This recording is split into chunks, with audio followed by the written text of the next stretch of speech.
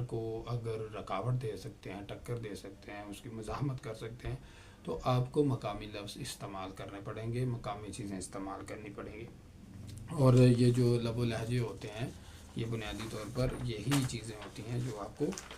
آپ کی شناخت لا کر دیتی ہیں۔ اردو میں اگر دیکھیں تو گوپی چند نارنگ جو ہیں وہ اس چیز کا بہت بڑا حوالہ ہے۔ گوپی چند نارنگ کی آپ ہندوستانی تہذیب کی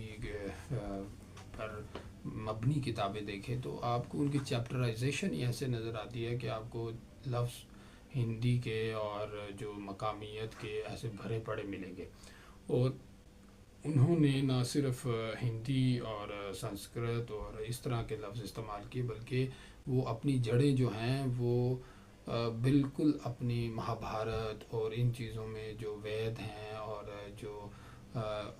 جو پرانی کتابیں ہیں ہماری مذہبی کہہ لیں یا اس دھرتی کی، ان میں جا کر ڈھونڈتے ہیں۔ اس کے لیے وہ پنجابی بھی پڑھتے ہیں، ہندی بھی پڑھتے ہیں، عربی بھی پڑھتے ہیں، فارسی بھی پڑھتے ہیں، وہ ساری کتابیں پڑھتے ہیں۔ ان کی کتابیں پڑھیں تو آپ کو شروع میں ہی ایسے اقتباسات ملیں گے، مثلا قرآن سے اقتباس مل جائے گا، مہابھارت سے مل جائے گا، ویدوں سے مل جائے گا۔ یہ ایک بہت بڑی بات ہے کہ وہ اپنی جڑوں کی طرف جاتے ہیں۔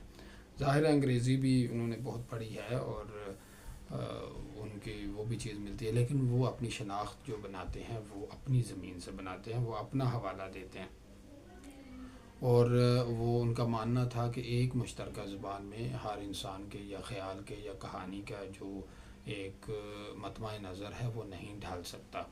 اس لیے مختلف لفظیات ہی کرداروں کو مختلف بناتی ہیں، یہ ان کا ماننا تھا۔ اس کے لیے وہ علاقائی زبانوں پہ بھی زور دیتے ہیں اور اپنی جو مٹی سے جڑی چیزیں ہیں ان کو سمجھنے پہ زور دیتے ہیں۔ ممتاز مفتی کی بھی ایک بات مجھے یاد آ رہی ہے کہ وہ پنجابی کے بارے میں کہتے تھے کہ اردو کے جو کردار ہیں ان میں بھی اگر میرا پنجابی کا کردار آ گیا ہے تو میں اگر ان کے ساتھ اردو بولوں، پنجابی اردو بھی، تو مجھے